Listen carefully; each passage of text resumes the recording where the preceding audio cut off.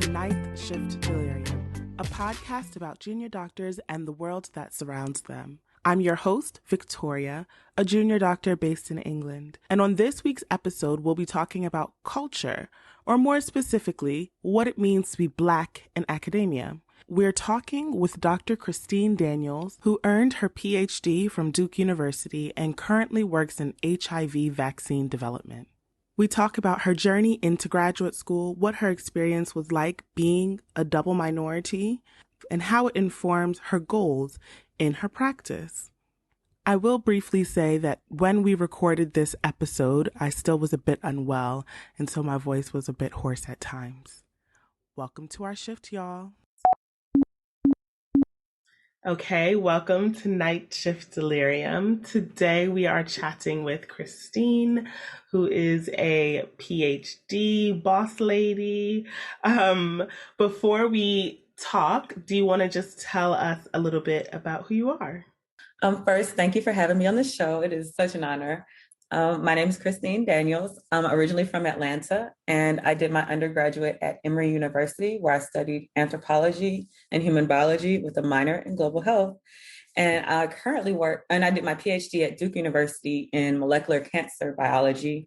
And I currently work at Duke's Vaccine Institute, where I help develop vaccines for HIV. So I guess, it's not really common to see a lot of, Black people, women in these hard sciences. Why science for you? What led you there? I couldn't even I feel like most people have that answer where when they were little, they were looking through like microscopes and studying bugs and really interested in, like, it wasn't that. It was not, I guess how I ended up in science is a weird question. I was naturally inclined to it. I really liked my biology courses.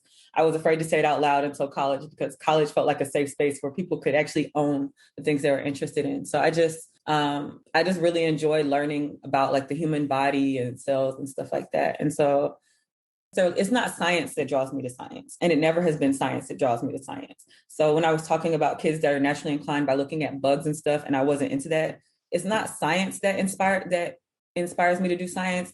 It's helping people. And I see science as a means to do that. And so I used to be pre-med, but I realized I didn't actually want to touch people directly. Like I don't want someone's life in my hands. That is too much pressure for someone who is as ADD as I am. And so I realized that I realized that through science, I could still help people in that way, in terms of like addressing disease and things like that, without actually having their individual lives in my hands. And when I think about it, I feel like I have the capacity to help more people because, I'm doing the research that helps fuel the medicine. And so I fell into science, not because of a love of science, but because of a desire to help people and address problems that plague particularly people of color. So I landed in science because of a different interest, and I saw science as a means to an end to achieve that. I love that. And I think that is really important for people to hear, because everyone, obviously I'm a doctor, and a lot of people go through the pre-med thing thinking there's only one way to help people and help communities, especially of disparity, like Black people. And I did public health before doing medicine, because I found that to be a very useful way in which to treat like a community. Ultimately, for me, I decided I wanted a more hands-on approach, but I think the work looking at broader aspects of like science and like helping people, I guess, overall, are really, really, really important. So you mentioned that you sort of started thinking that you were going to do pre-med and then ended up shifting a bit. Can you tell us a little bit about your journey into the realm of the PhDs? Absolutely. So similar to you, starting at a different place, I started in anthropology in college. And, I still had medical inclinations. Like I thought I was pre-med, but I just didn't have any interest in majority of my classes being hard sciences. Like I didn't want 8 chemistry courses. I went to a liberal arts school, so Emory. So we had to take other classes like general education requirements. And so one of my first courses I took was an intro to anthropology course.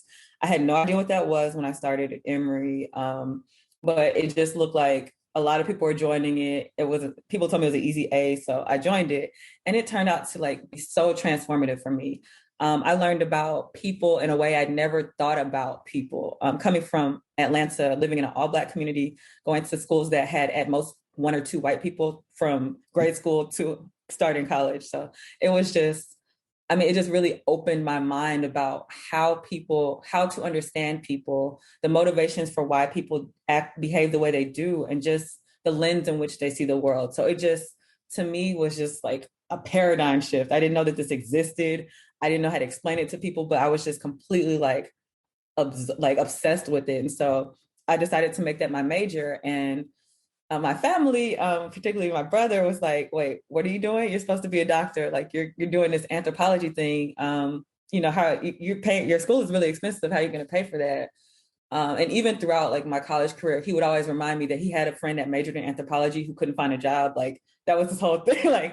But I really liked it, and I still took my science courses. I was still on the pre-med track, but it gave me a different perspective through which to interpret the science I was learning. So the anthropology major I did was actually had a concentration in human biology. So it wasn't necessarily like evolutionary anthropology where you're learning about like, the evolution of man. But I mean, we did learn that, but we also learned about culture and medicine and how different countries' cultural ideology shapes their approaches to medicine. And so we tend to think of medicine as this very objective field, right? Like there's a specific way you do everything and it's regimented, and that's the only way. Like this is how you achieve this endpoint. This is how you cure this thing. But through my anthropology, and that's what I was learning in my science courses. You have this disease, you treat it this way. But in my anthropology courses, one of the, most amazing books I think we read was called Culture and Medicine by Lynn Payer.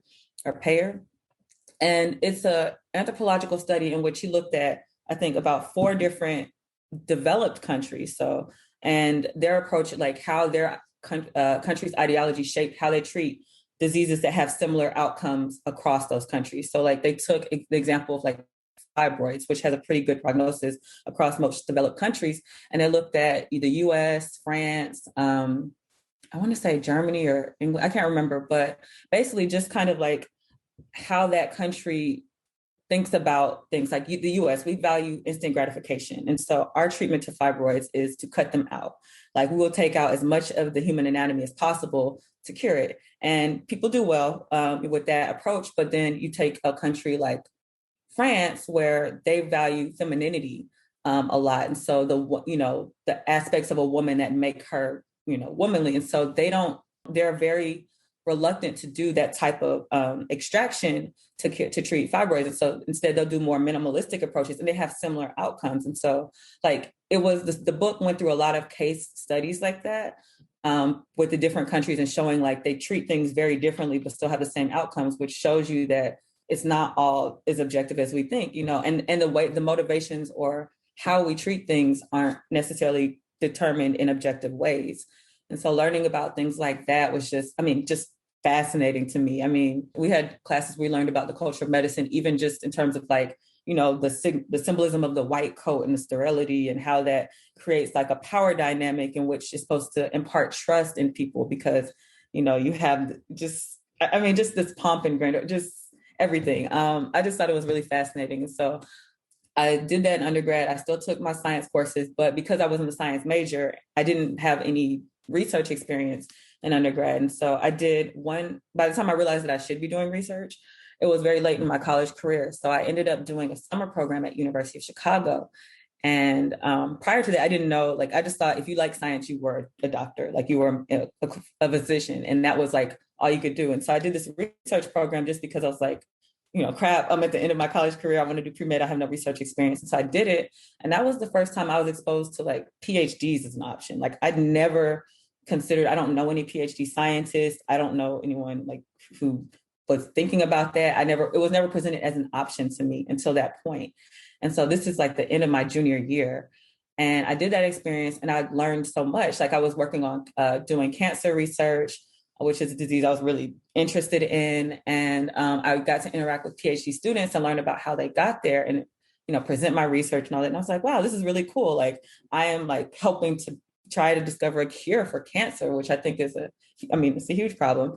So that really piqued my interest. And I realized at that point that I spoke with my mentors, and I wasn't in a good position to apply directly to a PhD program. I had science courses, but I didn't have enough research experience. And so it was a little, upsetting, but through having that research experience, I learned about post-bac programs, which again, never knew was a thing. And so I applied for a post-bac program. So this is post-baccalaureate, not postdoc.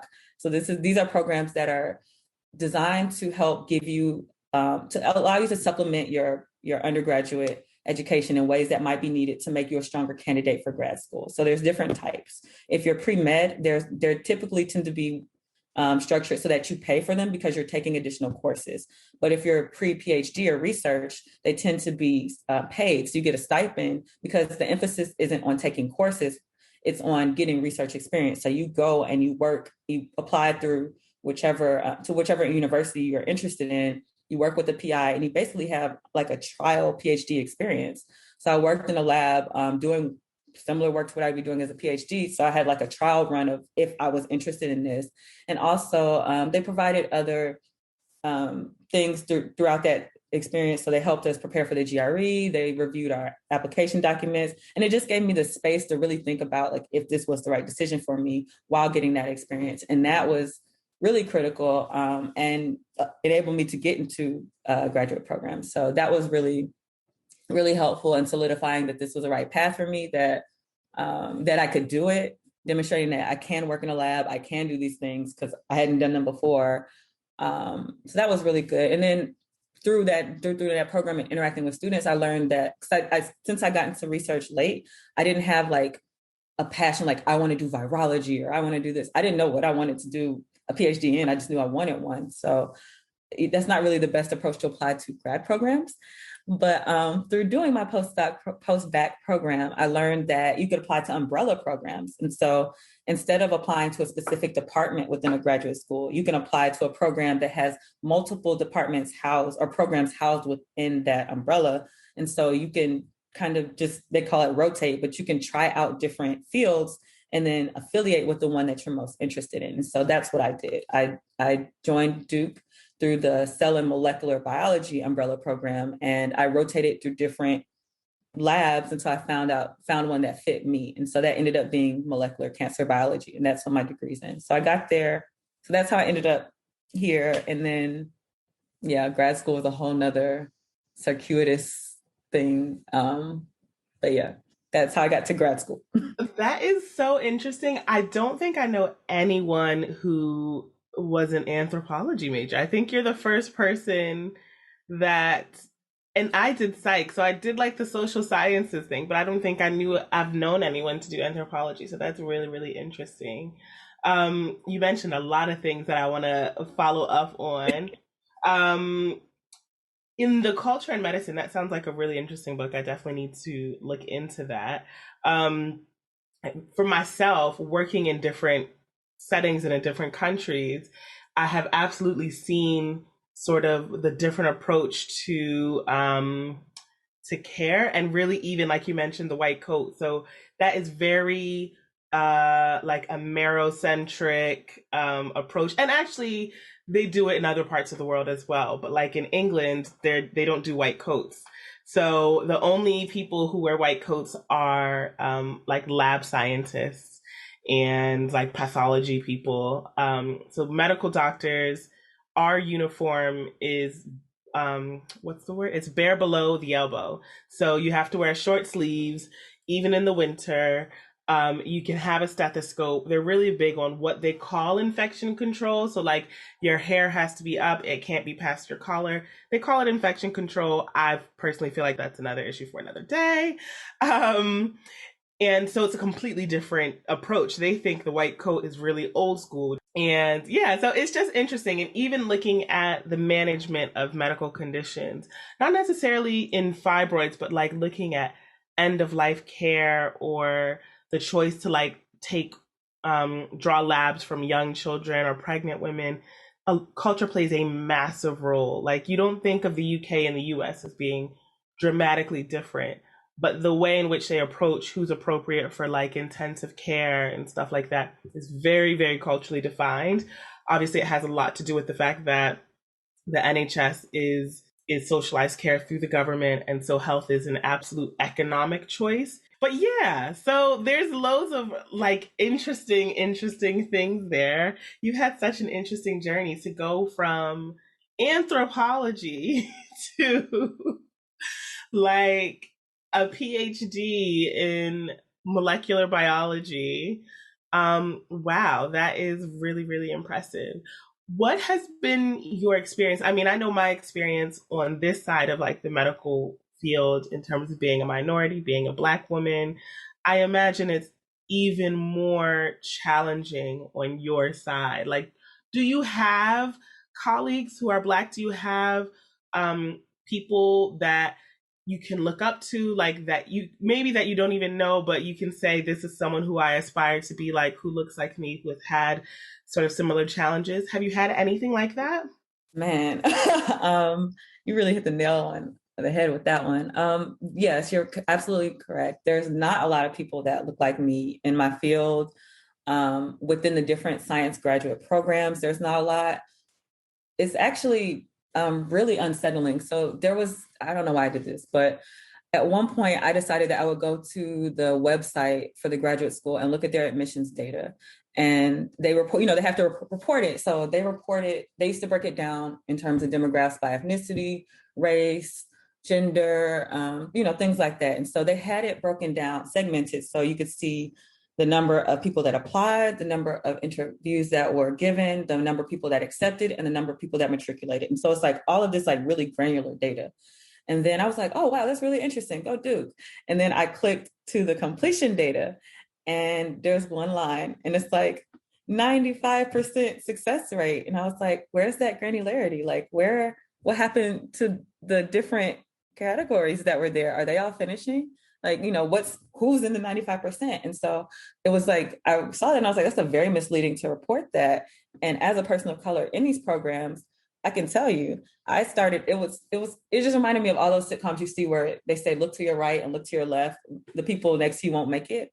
That's what happened. That's exactly what happened. I came in, and as a person from an all Black upbringing, I naturally gravitated towards people who had similar experiences as me or identified similarly to me. And so I had this wonderful rainbow coalition group of friends, and we were all, brown kids that the white kids shunned. And, we formed a community. And it was so like, it was wonderful to have those people to kind of like reflect back on experiences. Like, is this real? Is this not? I'm having struggles here, and I don't feel like I have a space to admit that or get help. So it was great to have those people. But I realized really quickly that, well, most of those people didn't end up making it through the program. And it is not due to any deficits on their part. The people who did not, like, out of all of those groups of friends I have picked, I literally have photos of me and my friends of color. And I'm the only one who finished out of some of those pictures. And it's not because they weren't smart. Most of them, I would actually honestly admit, are objectively smarter than me, like leaps and bounds ahead of me intellectually. But it was for them, it didn't end up being an issue of capacity, but environment and support, and just how important that is. So they were in labs and programs that just were not supportive to their needs, and did not, once you have the minorities in on a piece of paper, from a department or the university standpoint, you've checked your box, you're diverse, you've met your goals, but there's no effort to retain that talent. Everything is like, let's recruit these diverse cohorts and look at the percentages of minorities we have here. But the numbers, like, we're not staying, and they're not interested in that. Like, once we get here, we're just left to our own devices. And I definitely struggled through that. So through graduate school, I switched labs 3 times.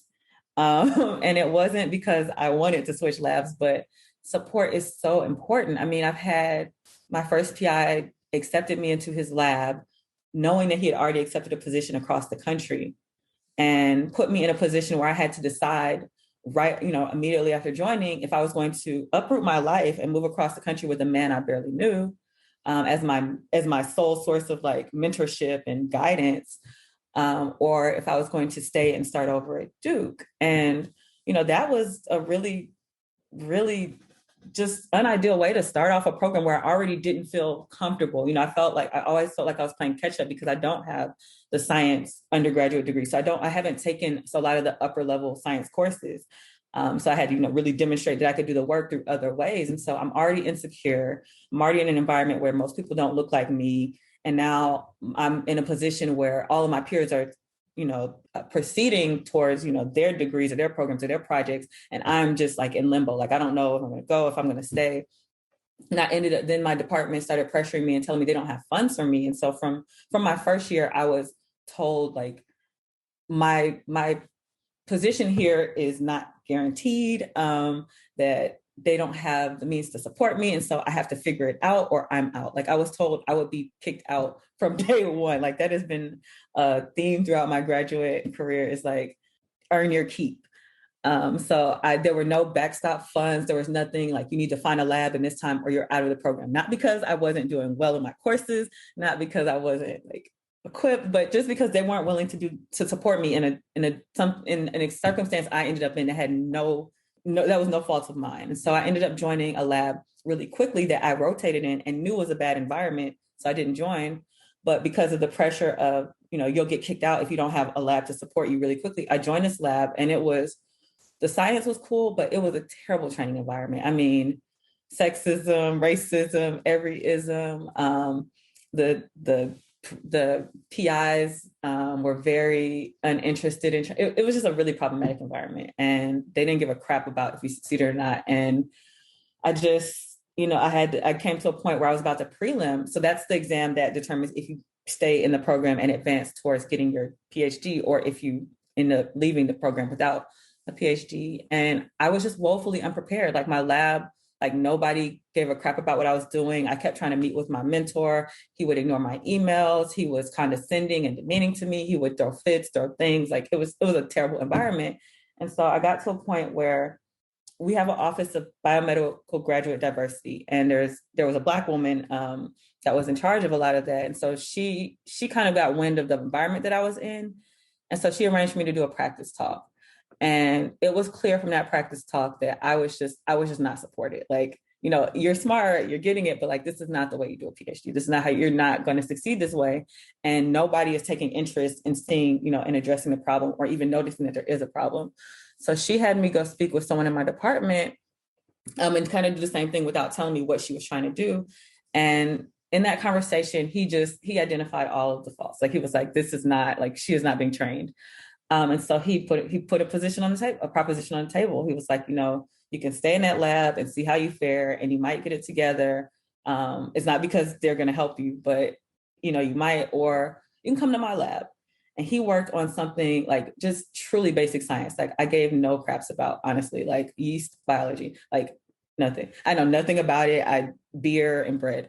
And so I was but I knew about the PI. So I knew that he was a phenomenal mentor. Like I've taken courses with him, and he is so passionate about making sure that people are properly trained, that they are thinking critically about questions. I mean, he's tough. Like he's a very intimidating professor. He gave me the option, and he was like, I know this isn't your interest, but you have to decide. You have to, what's more important to you. Do you care about the degree? Do you care about the research question? Do you care about learning how to ask questions? Because that's what the PhD is about. It's not necessarily whether you do cancer or viruses, but it's about teaching you how to think about a problem and come up with a way to address that problem or to answer that question. And I can teach you that if you will use the system. And in this system, it has the advantage of you can get out in the same time as your peers. You won't be behind because you propagate like overnight. And so it was hard, but I joined his lab, and I did research that I thought was mind-numbingly boring as a means to an end. But the difference in making that decision, I made a concession in terms of my research interest, but not in terms of my values. I made that decision to go to his lab, and he supported me through and through. When my department did not, I joined his lab. You have to take that prelim exam or qualifying exam by the third year. I joined his lab around my third year, I think. So I'd been squandering it 2 years, and my department didn't do anything to help me. But so I joined his lab, and months after, like I joined, they're like, so you need to take a prelim on this topic that you've never done before. And instead of having 2 times to do it like everyone else does, you're a third year. So you have to pass it your first time or you're out. So I had to take my prelim exam on a field I've never worked in before, like I think 4 months after joining the lab, 4 or 5 months after joining the lab, and with no like, department, we're not going to give you, no, everyone else gets two chances. We understand you are in a situation you couldn't control. No, you're out. So like this has been like a theme. But he supported me, and I was able to thrive. Like I was able to I was able to learn the field enough to, design a proposal, write it, defend it, things like that. And it was just so much easier to not be in an environment where I was constantly being put down or demeaned or, told my learning curve wasn't steep enough. I wasn't intelligent, and I was a diversity entry person, like, oh, you're going to play the race card. Oh, you're going to apply for funding because you're like, egregious things. So yeah, I would encourage anyone who's going through grad school to really think about what you want out of the experience, and don't limit yourself to the typical path, because I was so worried about finishing, I wanted my PhD by I'm 30, and I was about to sit through to stay in an environment that was not conducive to my growth, even after seeing how that inhibited my friends from finishing the program. Like seeing time and time again how multiple of my friends ended up having to leave the program because they were in environments that weren't supportive. And I was going to fall into that same trap had I had someone not reached out to me and showed me that there's more, it's a bigger picture. Like, you need that support to make it through the program, because these programs, this structure is not designed for you to succeed. Yeah. And so you have to know when to ask for help. You have to know when to pivot. You have to know, like, you have to be open to doing things differently, because it's not designed for you. So that, I honestly don't think I would have finished had I stayed doing the type of research I wanted. And even though I did switch, it didn't inhibit me in any way. Like, I'm still able to do the type of research I want. I work in HIV development. So there's so much there to get into. I absolutely know people who have gone the PhD track and had to move across the nation only to move somewhere else. Like, there are people at Duke that I know who ended up at Duke, who had that sort of process. And we hear so much about how difficult getting a PhD is, and the support and things like that. And I feel like you've really verbalized what a lot of people don't know. I've heard sort of peripherally what happens, but not really in that level of detail. And you think about systems, systems of oppression and history and America, and it's no surprise that people of color end up falling through the cracks because they're forced through them, not because they're not resilient. It's unfortunate that time and time again, especially Black people, I'm sure other minorities as well, have to rise above, have to make all of these various concessions to get through to where they want to be, when historically they just haven't had the same sort of opportunities that a lot of our white counterparts have had. A lot of people in academia are legacy, or have been given opportunities along the way that didn't force them to concede later on. I always talk about, even like really, really simple, but not, like when I was young and me and my sister, Alex, she's my twin sister, we started, we have everything the same, right? She was tested for academically gifted. I was never tested, not because I didn't qualify, but because I simply had a teacher who was racist and didn't test me. So that sets you in completely different pathways, from like fourth grade onwards. And she was in a class where she was offered, going into high school, make sure you take whatever geometry, I think, is what you take instead of algebra, so that you're set on the advanced track. And I never had that same conversation. I ended up taking those courses because I knew she was, but even the presentation of that wasn't available to me or afforded to me. And I would have ended up probably in a very different pathway had I not known. So often when people talk about like, oh yeah, but you guys, you're a PhD, you're an MD, you're a doctor, so you don't really have the same problems as someone who has never been afforded those things. But actually, it's despite all of those challenges that we've risen above. You know what I mean? Like, many of my white counterparts would have been offered something like taking geometry instead of algebra, whereas my class, which was predominantly Black, was not even given that opportunity. And you look at the circumstance of many people in those classes with me, they aren't going to have a twin sister who's like being offered these classes and deemed exceptional, or have, necessarily family who's as able or as available as some of my white counterparts to sort of try and figure out what they can do to make sure that their child is getting the optimal sort of opportunities, but anyway, so that's sort of like another thing. It's just really, really interesting hearing how um, the lack of support, because it's very clear that they wanted the numbers to say X amount of people came in, and then from there it's, fight or flight. And even the idea of moving across country to follow this mentor is a privilege. I mean, everything about academia, when you really look at it, there's so much privilege that's in there. And if your family is going to pay for it, or if you have connections on this side of the world or whatever, you're only able to do that if you're privileged enough, quite frankly. Stipend, okay, on a stipend, like Yeah. California, right, It's on a stipend, because they it's weren't. not sustainable. Yeah, and I mean, he didn't care. His kids were going to school with just Mike Carell's kids, and he didn't care, like how I fared. And it's not even, you say, I completely agree with your points about access and privilege. It definitely plays a role in like where you fare and how you go through the process. I don't think it determines whether you can or not, but it definitely affects how difficult it is for you. And it doesn't always even have to, it doesn't necessarily have to come with a nefarious intent. And it doesn't always have to necessarily come from the other.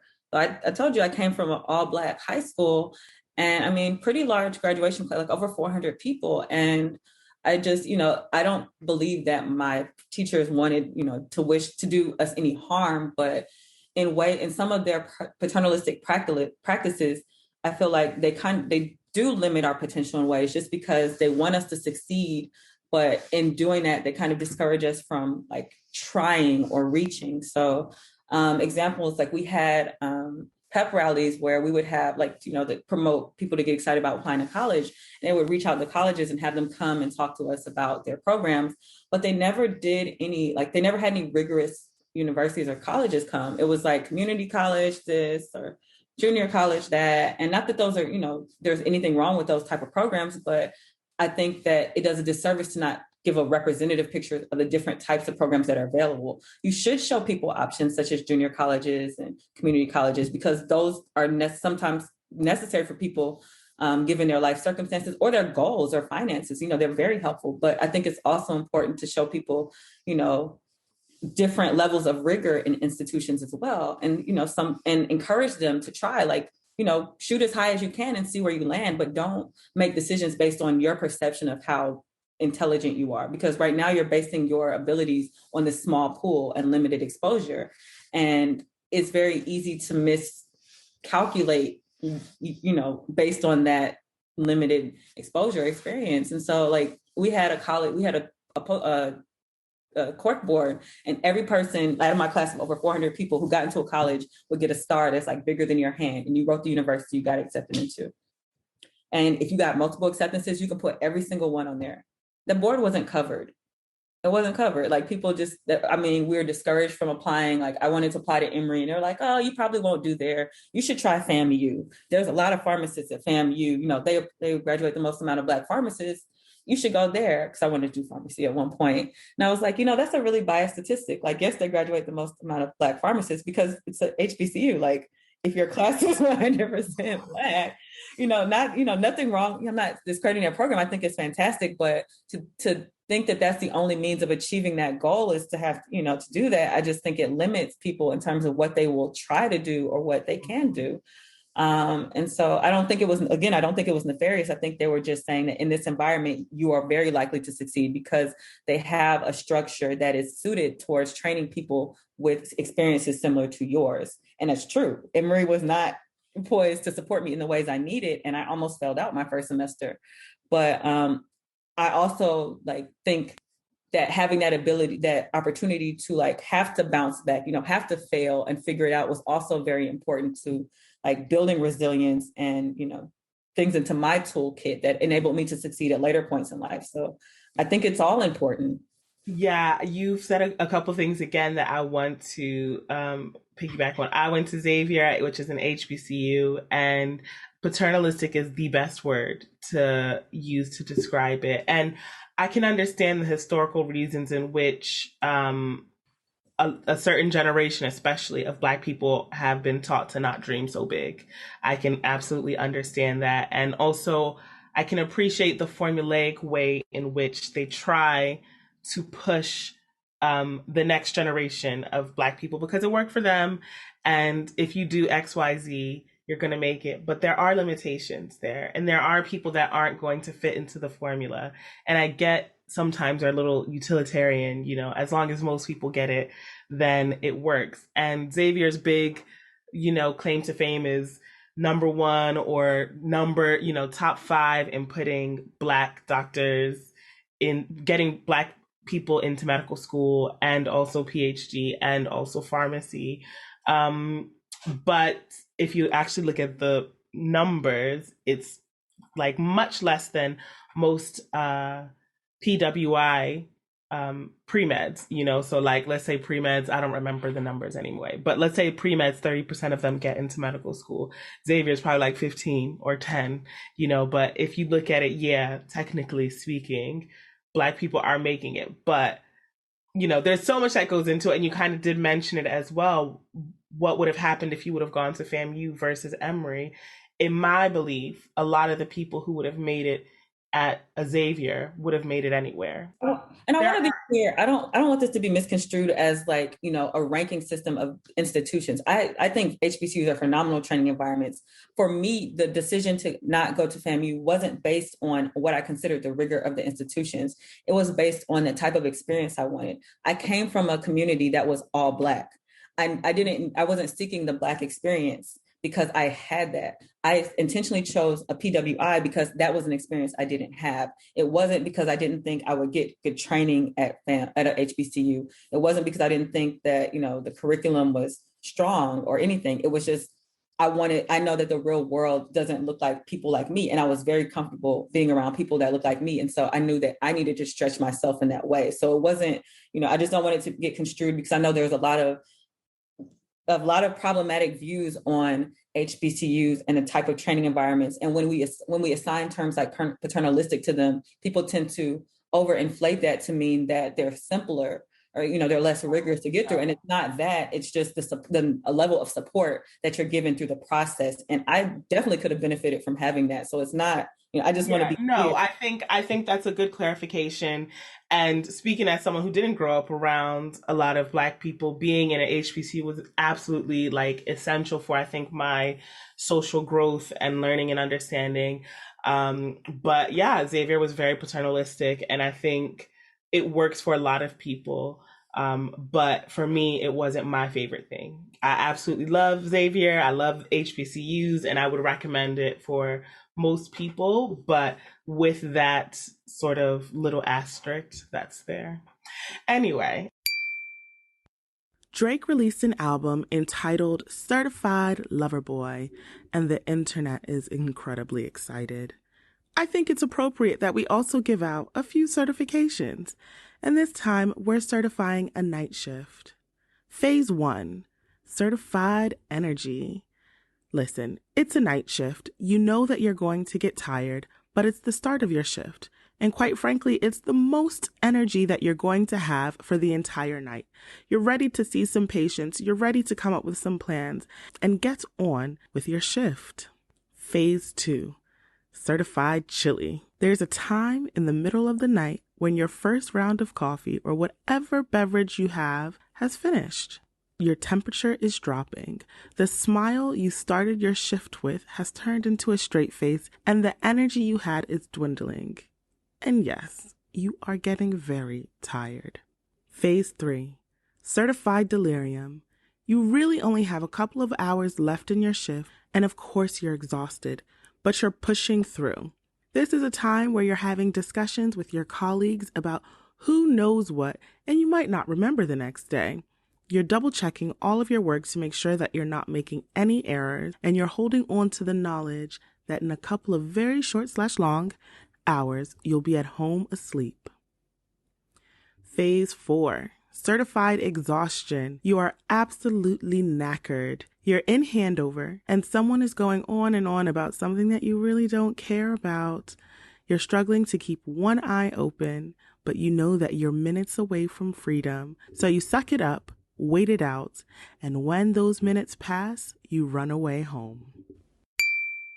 I do want to kind of shift and talk about a little bit of what you do now. So you mentioned that you work in vaccines. Can you tell us a little bit about that? Sure. Okay, so I actually work at an institute that focuses on the Vaccine Institute at Duke. And so it's a consortment of different labs that have different focuses. I think majority of them focus on HIV, but a lot have pivoted towards SARS. Some work on Zika, malaria, just vaccines in general. And what my research focus is HIV. Our lab specializes in protein production. So the way that I approach my work is that we use what we know about the natural HIV virus, and we designed synthetic versions of that virus based on the structure. And the better the synthetic version, the better the replica of that is, the better response you'll get. So we start with the natural virus, design these replicas, and then we test them in the lab. We characterize how well they're able to activate cells, lead to antibodies. And basically, we design lots of candidates, and then we screen them and test them in animals, and just kind of reiterate that process to see what gives us the best response and the most targeted response. And we're able, because they're synthetic, we're able to do modifications to them to make them better at eliciting certain responses, or chop off pieces that might lead to responses that we don't want. Or I make nanoparticle-based protein vaccines, and so we're able to change delivery platforms to make them more effective. So when I say I work in vaccine development, I literally mean I design and build and test vaccine candidates. From start to finish. I love that. That is so cool. And I feel like, especially now, there's so much buzz over vaccines and a lot of conspiracy theories, a lot of mistrust and a lot of hesitancy. Being a Black woman working in vaccine development, what do you do anything with various communities to sort of build that trust? Have you had any sort of experiences where people are like, you sold out, you're working with the man? What have been your experiences working in vaccine development as a Black woman? Great question. So I will echo what I said about graduate school in sciences. There are not a lot of people that look like me. I can count on one hand. But also, to kind of make everything come full circle, my background has contributed to how I approach vaccine research. I think because there aren't a lot of people that look like me, and we're designing vaccines for people who are typically tend to be people of color or from marginalized communities, but the people who are designing these interventions and these vaccines don't look like them. I feel like there's a disconnect in terms of how they think about what the best intervention will be. I think a lot of times as scientists, we get caught up in the novelty of what we're able to do in a lab and create all this really cool things, but some things aren't feasible for the communities that they're intended to treat or benefit. And so I think that being a person of color in this position, I'm able to kind of bring that contextual aspect to what I do. And I didn't realize that wasn't common sense. I really thought anthropology, they said it was an easy A because a lot of the answers tend to be what you would consider common sense or the gray area. But I came to realize through working in biomedical sciences and vaccines and just all that people, scientists aren't trained to think like that. And it's not common sense to think like that. And so to think about, as we get more refined with our types of treatments like precision medicine, and we design all these really expensive biomedicines, and we're trying to treat people with different types of cancers where African Americans tend to be the highest at risk or morbidity cases for each one. How accessible are those treatments to those people? When we talk about treating a virus like HIV, if you're designing things that are so complex that they're not amenable to being administered in low income countries or settings, or, individuals who who have limited access to like healthcare facilities. How feasible is that treatment? Like, I'm not saying the work isn't meaningful, but you're missing the mark. If we're designing with COVID, for instance, I do a lot. So to answer your first question, I do a lot of outreach work, and I didn't do that in undergrad because I worked on yeast, and I didn't, I don't think I need to preach to people about that. But with vaccines, it just became so much more apparent to me how important it is to connect people to the science that I'm doing, because it affects them. And seeing with COVID, I saw like the disparity that was emerging amongst people of color versus, how white people fared with COVID. And infectious disease should be the equalizer, right? Like, everyone is prone to infection. And there's not really like a predisposition. I mean, if you have a pre-existing condition, maybe, but in general, most people should be equally affected by an infectious disease. And that's not what was happening. And so scientists, try and explain it away like, oh, Black people don't take vaccines. And that's why, because of Tuskegee. That's the thing they always point to. And it just like that grinds my gear. Like, it just irritated me so much. It's such a vast oversimplification of a problem, and a lazy way to go about addressing that problem by passing the blame to the victims, and saying, oh, this study that happened half a century ago is why people today are behaving in this way. And it's like, maybe, yeah, sure, maybe it's there, or maybe it's because when we enter healthcare settings and our pain or our concerns are dismissed on a daily basis, maybe that's why we don't trust them. Maybe because you develop this vaccine really quickly, and I work in vaccine development, I'm not a conspiracy theorist, but you haven't explained, the process has not been transparent. People don't know how that happened, and now you're just telling them to trust it. You don't tell people how you did it, and then you're getting mad at them for being skeptical. It's just the fact that this has been the rhetoric, and people, Black people are painted as unintelligent or conspiracy theorists or anti-vaxxers for simply questioning something. It was just so upsetting. So that's kind of how I got into outreach work, just because I felt that by having people who don't have the same limit, I guess, by having people of privilege who aren't as affected by things, drive the conversation about, how to administer, how to design, the problems, the successes with it, like, doesn't capture the true picture. And so I realized that my voice was necessary. My voice was necessary to to point people to that. It's not just Tuskegee. It's how we administer healthcare across the board. It's how people interact with patients across the board. It's how much we trust people to make decisions about their health. It's like, I feel like white people are afforded the benefit of, if they choose not to seek a treatment, it's because they made an informed decision, whereas Black people make an active choice not to pursue an intervention is because they don't understand it.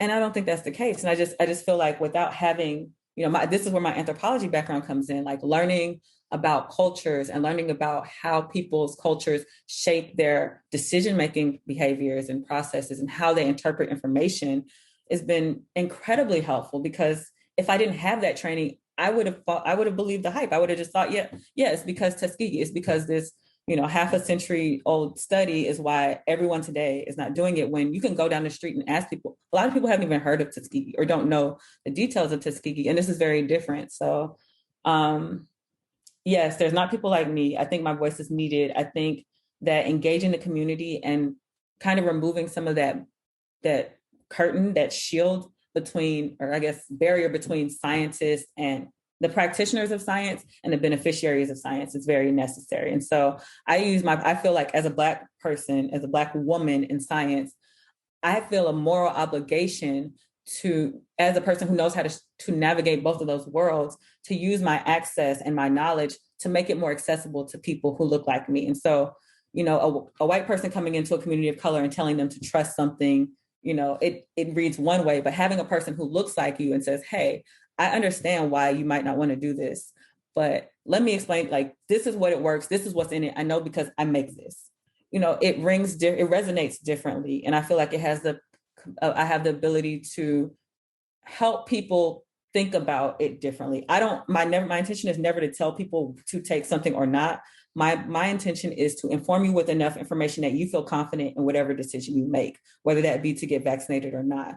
And I just feel like as a Black woman in this field where there's not many Black women or Black people, that I'm uniquely poised to do this work. And so I've taken that on in addition to trying to come up with a vaccine. And I love it and I enjoy it. I think it's important. It's just so rewarding to me to see the looks on people's faces just from having someone take the time to explain something to them. You know, like that is so powerful. And it's always overlooked. I mean, I've had, as a PhD, I have doctors refuse to explain things to me because they tell me I'm not going to understand it or make assumptions about me because of how I look. And I've done internships where I've shadowed clinicians and I've seen people, one case, I've seen in real time decisions being made based on assumptions about a person's ability to comply with a regimen that could affect their life, like their health outcome. And that was so unsettling. And so I don't know what the ideal career is where I do this kind of work, but for now, I just find opportunities to try to do it alongside my training. And I'm trying to kind of carve a career path for myself where I can encompass that because it's very important to me and I don't see the work being done. So yeah, I completely agree with you. I think it is a gross oversimplification to blame one research study. And quite frankly, there are tens of thousands more research studies that actually would further that agenda that people don't talk about and don't name. And you don't have to go that deep, though. You can literally see any Black person or minority in a healthcare setting and ask them if they've had a bad experience. And I think most people would have had a bad experience, unfortunately, because bias guides treatment, not objective fact. So I think you are absolutely right in that. And I think, like you said, it makes a big difference to just take the time to explain to people. It makes a massive difference. I see it every single day at work. If I sit and take 5 minutes, which doesn't take that much time, I realize we all have a lot, on our plates. There are a lot of patients who are unwell, and the people who need an explanation tend to be a little bit better than the patients who don't need an explanation because they're so sick that they're just going to take whatever you give them. But how we avoid them getting to the point where they become so sick and empower them to be involved in their health is by taking that time. So I completely agree with that. And there were cases that were just so ridiculous. Like there would be clinicians complaining about a patient not adhering to the full course of their antibiotics and repeatedly coming back. And then you look into that case and you realize that this person is housing insecure. Mm-hmm. Like, of course you're not going to be as militant or, regimented about taking your medicine on time if you don't have a place to live, if you don't have food. I mean, antibiotics, you're supposed to take them with food. Like a lot of times they require refrigeration and you're like berating this person because of them not complying when that's not their priority right now. Their priority is survival. And I just feel like that's where my anthropology comes in. Like, I just feel like the people aspect gets lost when you get so far in your training that you have to have a level of detachment to administer. Like, I get it. And I get that your capacity to spend your time to spend with each patient has to be limited if you're going to see more patients. But as scientists, we get so removed from the person when we do that. We get caught up in what we're able to do and not what we intended to do. And that it just like losing sight of that. So I guess my anthropology, because I'm trained as an anthropologist first, that's always in the forefront of my brain. Even with like designing nanoparticle-based therapies, I think it's awesome that we can do that. Do I know how like stable that will be in a sub-Saharan climate? Not really, but it's on my mind. Like I'm thinking about it, and other people I don't feel are, or thinking about my presence being here or having Black people in these positions. The people in these positions determines which questions are worthy of being asked, and that's so important when you think about things like the funding levels for breast cancer versus sickle cell. Right?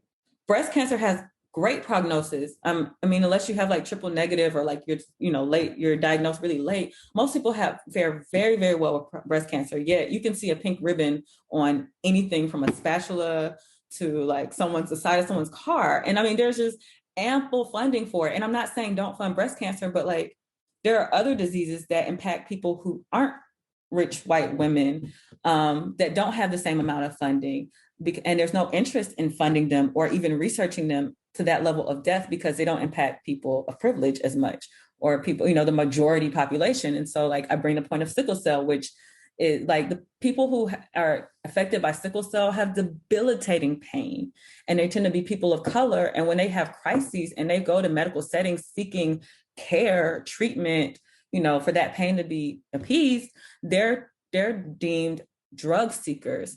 They're they're exaggerating, their pain is not believed. And there's not better interventions for them because that disease or those questions aren't being asked or researched with the same enthusiasm as diseases that affect white people, like ALS or things like that. And it's just like being in academia, being in science has made me realize that like we have to be here in order to get those type of answers. If we're not in the room, our concerns aren't on the table. So it's not that there can't be a cure for these things, but we're not in the positions of power to dictate what's pursued and what's not. And so as many times grad school, I wanted to quit weekly. So in grad school, the lab I joined with yeast, there was the first time I ever worked with another Black person, and it was a Black woman, and we sat back to back. And when I tell you, it was rough for both of us, but fortunately we ebbed and flowed on opposite wavelengths. So the weeks that she wanted to quit were the weeks I was like, nah, girl, we got this. We're going to get this PhD. We didn't come too far. With this. And then the next week I would be like, nah, girl, it's not even worth it. I'm about to go be a manager at Aldi. They make 80,000 and I'm making 20. And it was just like, it was so fortunate that it was never the same week because we both would have dipped. But it just, for whatever reason, whenever she was down, I was like, we got this. And whenever I was down, she was like, you remember what you were telling me about skills versus traits? Remember what you were telling me about imposter syndrome? And so like, we kind of developed a code language where we just like, instead of, because you don't want to ask in a room full of white people, say things. So we'd say, hey, you want to go get ice cream, or you want to go for a walk? And that was basically our way of saying, hey, like we need to create a space so we can, decompress and lift each other up in the way that we need to outside of this environment. And that we would be gone for as long as necessary. We'd cry, prop each other up, get it together, come back, put our faces forward. And that's what we had to do. And that's what I mean, like getting back to the initial question about support. Neither one of us probably would have made it if we didn't have that. I got stories and stories and stories about crap that happened to us, but like just having one other person that looked like me who understood my experiences and did not try to make me, where I did not have to justify how I felt to be believed, was just so instrumental in me being able to survive through that environment. And not everybody has it. That was the first time I had another Black person in my lab. And when you want to talk about privilege, I mean, just think about entering there's a lot of initiatives that target first generation college students because, it's difficult if you've never seen the process happen. But college is hard and grad school is hard regardless if you have that. And I realized in grad school, there's just people who have the privilege of having parents who are PhDs and stuff like that approach grad school with a level of comfort that to me, I can't even fathom. Like there were people in my lab who would completely like goof off, not show up for like weeks at a time, go play video games. And they're like, yeah, I'm doing a PhD because I don't know what I want to do with my life. And, maybe I'll do a PhD, maybe I'll just do that. Like they just had options. Like this was just a thing to do for them. Where for me, this is like, I'm pouring everything into this. My community is supporting me through this. My family is supporting me through this. I'm not in a financial position to support myself in a lot of ways right now. So I am pulling so many resources from my social network to be here. I don't have the luxury of being like, maybe I'll just do something else. I don't want to do it. And like, if you can imagine how that impacts how you go through a program with that type of pressure on your back versus someone who's just like, I just applied because I didn't do good on the MCAT and I didn't feel like taking it again. It's huge. Yeah, it's rough. It's a lot to process and deal with daily. There's a lot of expectations that you have to meet, not only from that you're putting on yourself, but Black excellence, like everyone is saying, and I've said on the podcast and many times, Black excellence is not something that we just end up having. We do it because we have to. You have to be the best. You have to work very hard to get very little approval or, to get literally half of what other people get. And that's just the reality. Okay, so I want to ask you two more questions. Um, let's say in 50, 70, 100 years, hopefully Black history is well integrated in our schools and it's celebrated throughout the year. This is all an ideal world, obviously. When a 6-year-old picks your name from the app on their phone, what is it that you want them to say about you and your career in science? Wow. Wow. So I would say that I chose to be a scientist not because I wanted the fame or the acclaim. It's a very behind the scenes position where you don't get the glory, right? We do the research, we come up with the interventions, but can you name the person that developed any of the medicines or vaccines that you received? Do you know their names? Do you know what they look like? Do you know anything about them? Oh, not But really. how many lives have they touched? Like I didn't become a scientist because I wanted to be on the front line of recognition. I became a scientist because I wanted to help as many people as I could, and I realized that I would be limited by my hands if I did it in any other role than this. And so, if someone Googled my name 50, 60 years from now, I hope that they will pull up publications with titles that they can't pronounce. I hope that, maybe there'll be some anecdotes about, yeah, there was this Black girl that used to come talk to us about nanoparticles. It was interesting. She answered some of my questions.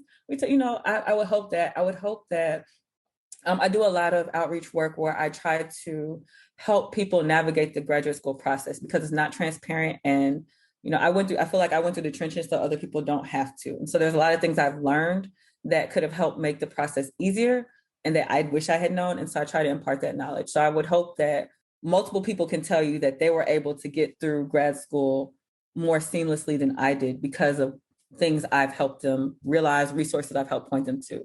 But I don't expect my name to be on a building. I don't want one of those creepy portraits of me hanging up in someone's like hospital or anything like that. I would just hope that like the general impression of my impact has been positive and that the impact is not necessarily seen but felt. Love that.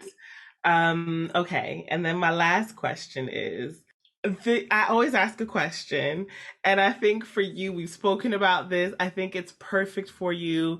You really suggested it, and I think it's ideal.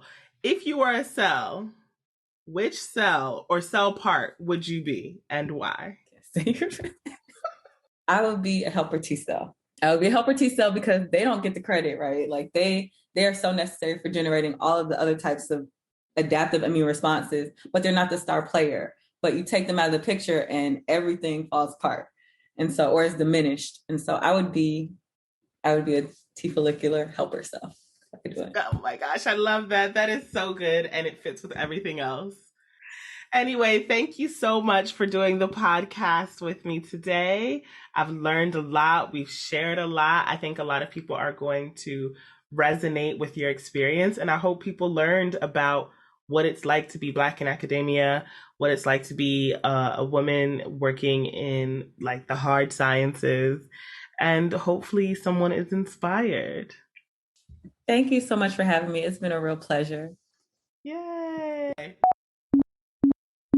I hope you enjoyed this week's episode of Delirium with Dr. Christine Daniels and learning about her experience being Black in academia.